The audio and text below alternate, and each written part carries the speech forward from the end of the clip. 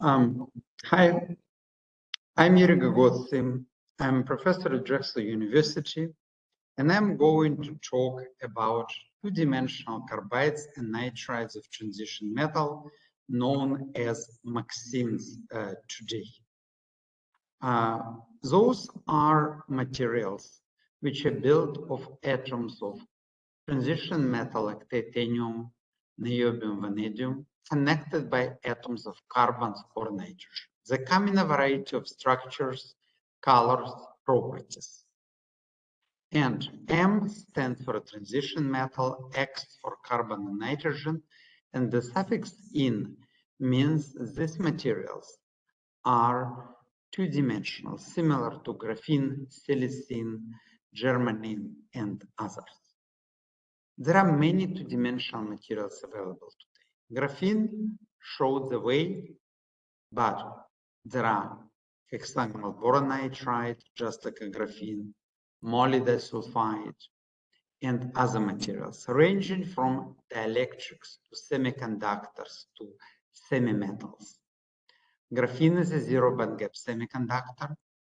Discovery of MXenes, carbides and nitrides, brought a number of good electronic conductors to this family, which is used now as building blocks for the future materials and devices. MXenes have been receiving much coverage in press lately.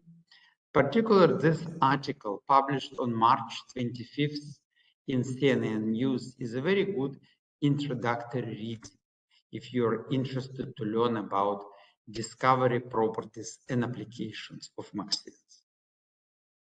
Now, it's important to realize that when you push into the unknown, terra incognita, there is no guarantee of success. Failure is normal. Moreover, path to success goes through many failures. And serendipity plays a role often in discovering something new. And this is not my statement. I am quoting Barry Sharpless, two-time Nobel laureate in chemistry. So I guess if this scientist has won 2 Nobel Prizes, he knows what he's talking about. MXenes were discovered also somewhat accidentally when we tried to make room for lithium in the structure of MX phases, layered ceramics, carbides and nitrides connected by elements known as A element like aluminum, silicon, gallium, others. And by removing this A element, particular aluminum, we separated these layered ceramics into two-dimensional sheets, MXenes. So A is gone from the structure, MX is left, and they became 2D. Initially, the interest was modest, but starting from 2018, there has been a very fast growth in number of publications, reaching almost 2,000 in 2023, and will certainly go beyond that number this year. Now, MXenes are really like a just two-dimensional sheets, few atoms thin, nanometer or thinner, but many of them are very good metallic conductors because of the electrons of transition metal. However, the surface of transition metal will never stay non-terminated. They pick oxygen, hydroxyl group, or whatever is in the synthesis environment. As a result, for example, oxygen OH-terminated MXene will behave like a conductive clay. It will be water-soluble. You can do redox reaction on the surfaces, but it will stay conductive. They come in a variety of different composition and structures with 2, 3, 4 layers of transition metal. It's possible to form solid solution, mixed transition metals, or carbon-nitrogen mixing carbon nitrides. Michael Naguib, PhD student working with Professor Michel Barzoum and myself, discovered titanium 3C2 in 2011, and it was published in Advanced Materials. You can see a cover image with the first reported MXene here. Nowadays, there are many different MXenes. Typically, they're still produced by selective etching of layered ceramics like MX phases here. If you put it into a solution, it falls apart into two-dimensional sheets. There are, of course, other etchants possible, for example, emulsion salt, alkaline solutions. It's possible to use other layered ceramics, not only MX phases. But the idea is simple: to break strong bonds between A element or another carbide forming element and M element, one needs to etch, because those are not van der Waals structure. Those are strong chemically bonded structure. However, after etching, surfaces of MXene sheets are terminated by oxygen, halogens, other elements, and there are weak van der Waals bond between the layers. So these layered structures can be separated in single two-dimensional sheets. Very important. We can make these materials because of this in large quantities. You can see one of my postdocs, John Wang, holding 1 kilogram of MXene produced in our laboratory. Not only titanium-332, other much more exotic structures can still be made in large quantities. We have these reactors produced by Materials Research Center Ukraine for us, and we can use them to make material. So the amount made simply depends on the size of the reactor. So it's a highly scalable process, which opens way to many different applications. Of course, nowadays, there are many other ways known to make MXene, including chemical vapor deposition, topochemical transformation of two-dimensional oxide or chalcogenides or graphite, graphene into MXenes. I won't focus on those, but what is important for you to also know is that depending on the synthesis method, the surface chemistry will be different. In surface chemistry, we mark those termination as a letter T usually, will determine, for example, hydrophobicity or hydrophilicity, ability to undergo reversible redox reactions. So synthesis, to a large extent, controlled surface chemistry of MXenes.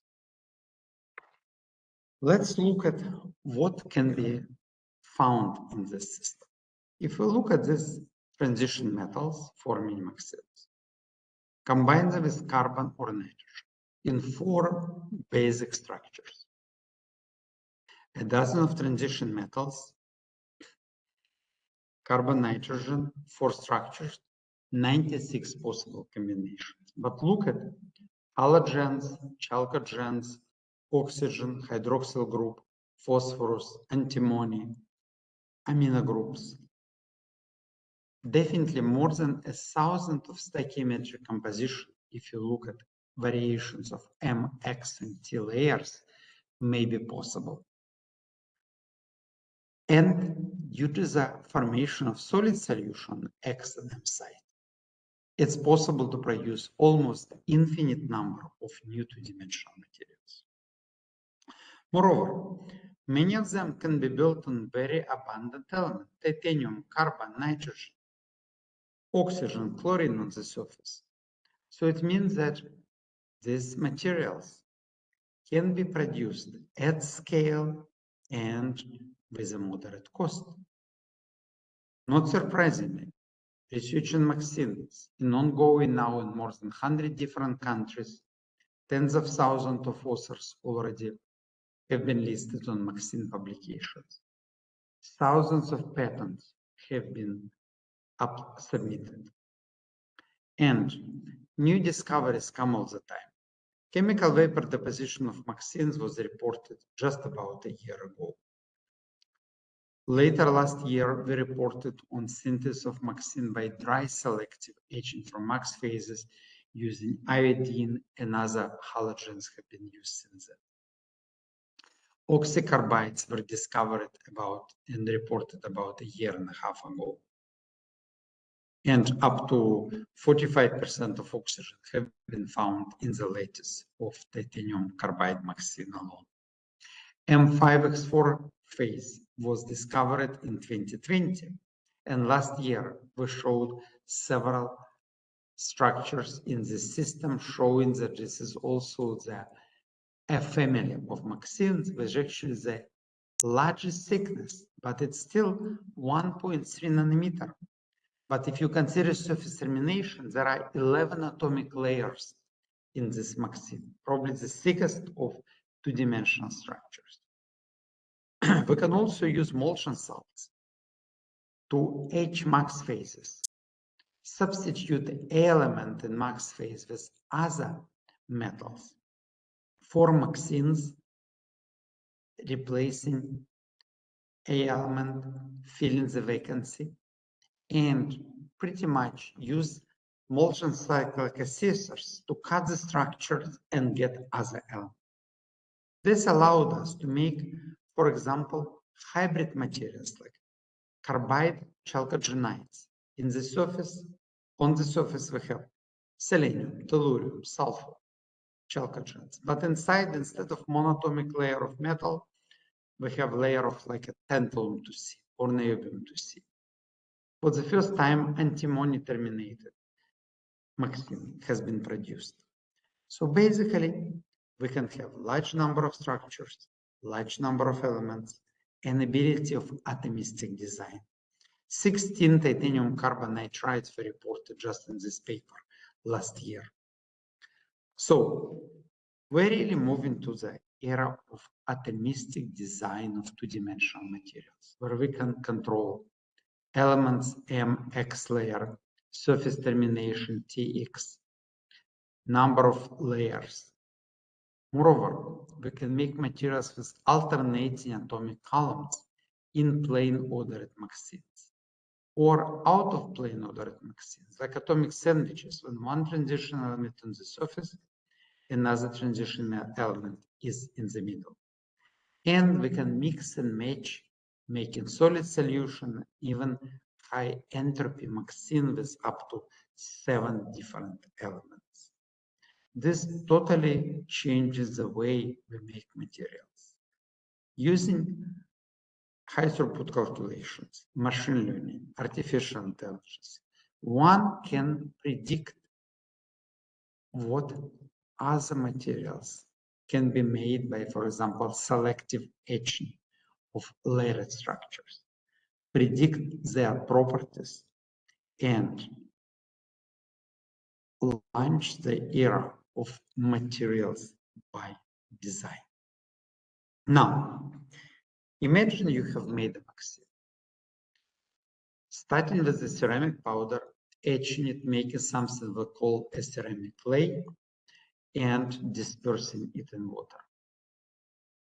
We can actually disperse MXenes in water if they were produced by wet chemical etching without any surfactant, because there is large negative charge on the surface of the particle. As a result, they will form colloidal solution of two-dimensional hydrophilic flakes, just like a graphene oxide.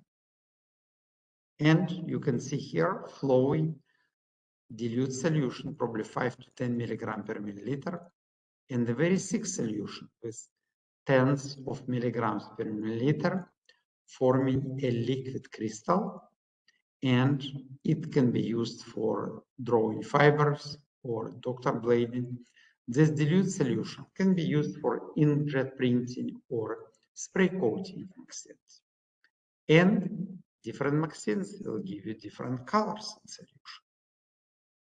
Of course, it's also possible to modify the surfaces of MXene to make them dispersible in hydrophobic solvents, for example, by attaching covalently or by weak bonding certain organic molecules.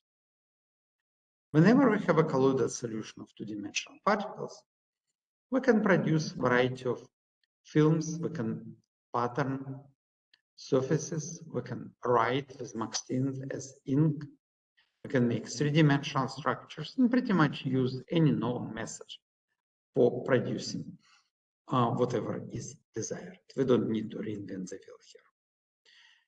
It's very easy to process colloidal solution of two-dimensional flakes in water into, for example, a film. For example, we can doctor blade a film, and you will see in this movie how a 1 micron thin film can be very easily, after drying, separated from the polymer substrate. And this 1 micron film is sufficiently strong to be handled because it has strength comparable to aluminum foil. And what is wonderful, after drying, it's highly conducting. Unlike graphene oxide, you don't need to reduce it to make RGO. And actually, much more conducting compared to reducing graphene oxide. And these films can maintain stability in air for many, many years. This paper airplane was published in 2014, and it's still remaining black and conducting nowadays. And you can see single air flakes of MXene exposed to air for 2 months, and they didn't undergo any changes. Now, it's great when one can produce a huge number of new materials, thousands of stoichiometric composition, infinite number of solid solutions, make them in large quantities from abundant elements. But it's only useful if MXenes offer properties which are different from already known numerous 2D materials. And we know that all bare MXenes must be metallic. But surface termination can open the band gap, change the density of state at the Fermi level. Many very interesting quantum properties have been predicted, including magnetism in chromium-based MXene. Antiferromagnetic and ferromagnetic MXenes have been predicted depending on surface termination. Chemical attunement and superconductivity already has been experimentally demonstrated.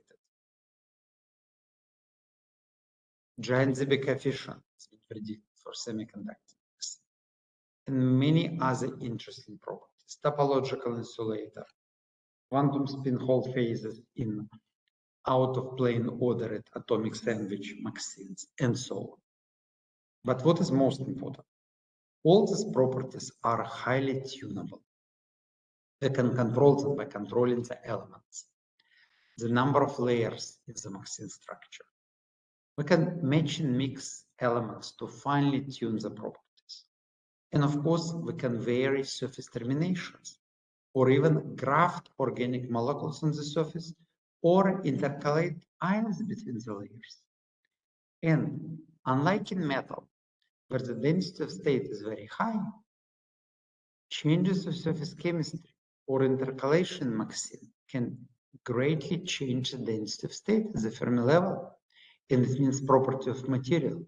Look, for example, at the work function. With hydroxyl terminated surface, it's close to 2 electron volts. But if you change it to oxygen by either applying small oxidizing potential or by heating up hydroxyl terminated sample in air, we can increase the work function to 6 electron volt, make it tunable. You can see all these plasmonic colors of MXene. And you realize that these complementing colors come from different absorption wavelengths. It's 550 for titanium 2C, but it's 780 for titanium 3C2. And if you look at this first known example of human-made nanotechnology, the Roman cup from the 4th century, which is British Museum, which is red in transmission and green in reflection.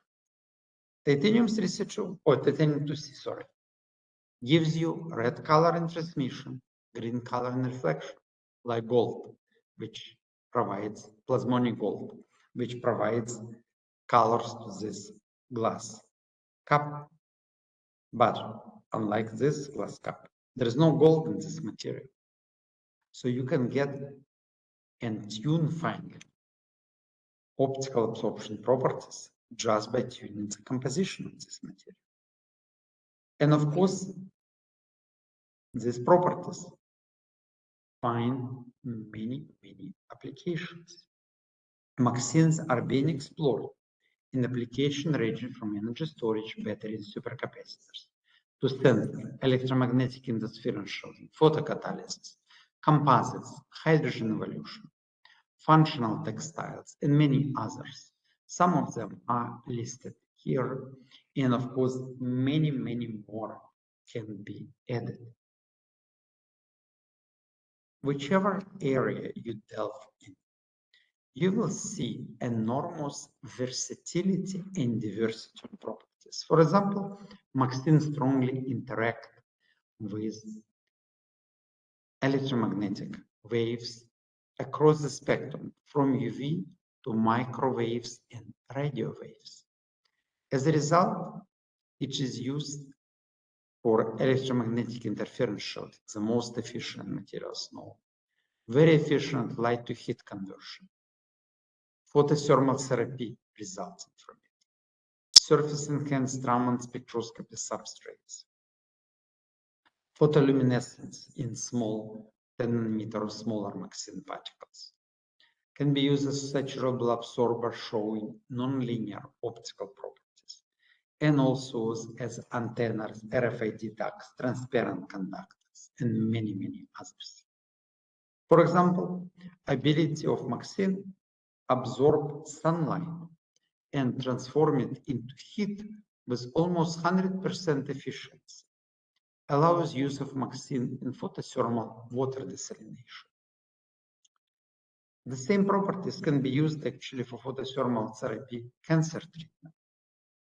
But if we use MXene to replace indium tin oxide, ITO, in solar cells or organic LEDs, light emitting diodes, we can make devices which not only be flexible and bendable and foldable, and ITO cracks and MXene doesn't, but also having much higher luminance, so brightness compared to ITO-based devices because of ability of tune finely the work function of MXene.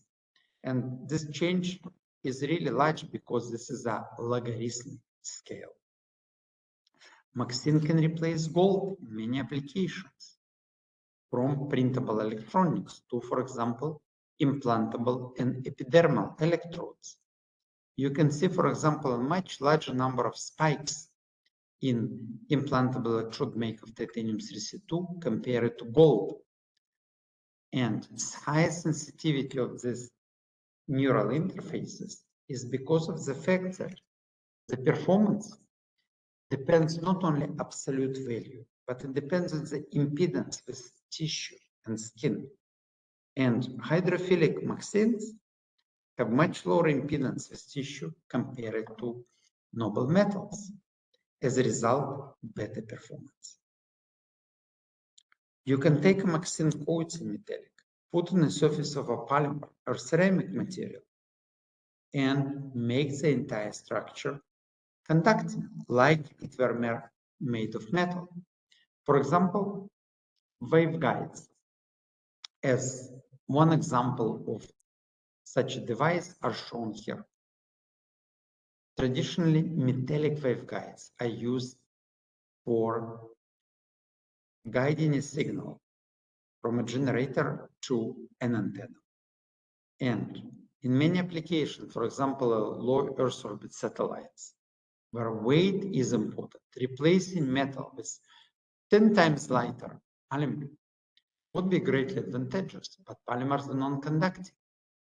Just dipping a printed waveguides made of nylon into MXene makes it as conductive as metal, able to provide very similar performance, but much lighter, much easier to manufacture, and actually much cheaper than a metallic analog.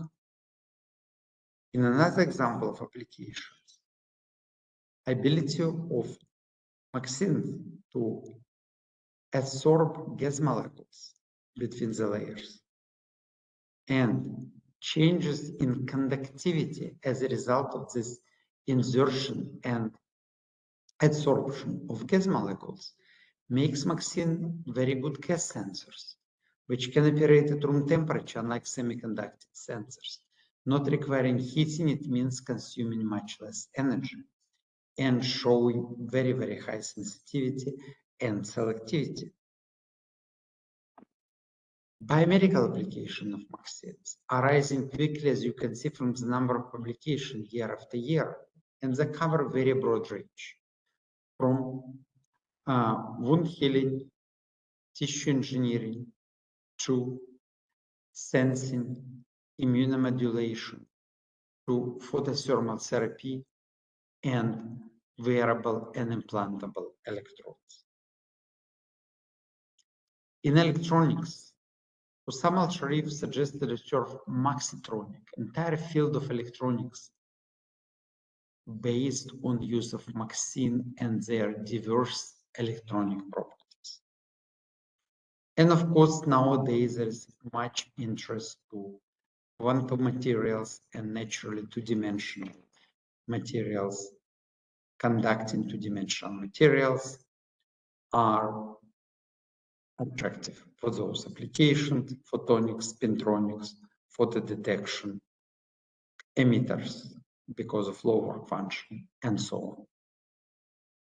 So to summarize this, we have this enormously large, very quickly growing family of materials. It's probably about 50 stoichiometric composition already made, and huge number others possible, with applications emerging quickly. Those metals with electronic structure tunable like in a semiconductor. You can look at them as conductive clays or water dispersible 2D metal flakes. They have metallic but also simultaneously ionic conductivity, allowing ionotronic application. They come in a variety of colors, and they are extremely strong mechanically. For example, you can see here 20 micron single layer flakes as an optical micrographs of titanium 32 MXene and silicon wafer. And I've never seen TMD or oxide flakes produced from solution with this flake size. They just break. MXenes are actually so far have been shown to be the strongest solution process of MXene, stronger actually than graphene oxide RGO. Naturally, it leads to multiple applications that I briefly described in this presentation. However, we're still in the very beginning of the road. There are many fundamental questions we need to answer. The number of MXene produced and possible is blessing and a curse at the same time. We need to select always which one material is the best for application. We need to better control surface functionalities, understand impacting properties. Defect characterization, defect engineering is very important. Interfaces between MXene and polymers, other two-dimensional materials, are important. We need to map variation of properties of materials, develop more sustainable, less expensive synthesis techniques, and learn how to design hybrid materials with MXene, incorporating them into polymer metal ceramic matrices, combining them with other 2D materials, polymers, hydrogels, and so on. And many of even theoretical predictions made have not been experimentally verified. And naturally, we don't know yet which will be the killer application for MXenes, but take into account the number of materials already made, a number of applications being explored, there is certainly a tremendous potential in the field. MXenes have already a journal jointly with graphene, which serves as a basis for Graphene Council and MXene Association publications published by Springer, Graphene and 2D Materials. And there are multiple events dedicated to MXene every year. We just had a MXene symposium at the Amateur Society meeting in Seattle. There will be EuroMXene Congress in Valencia in Spain in June. And we will have our third MXene conference in August at Drexel University. There will be the European MRS meeting with the MXene Symposium in September and the 5th International Conference on MXene in Xi'an, China in October. So exciting field. Follow the news, register for our conference, come to learn more about MXenes, Philadelphia. And this is my very last slide. I hope I was able to explain how MXenes can be useful in a variety of applications.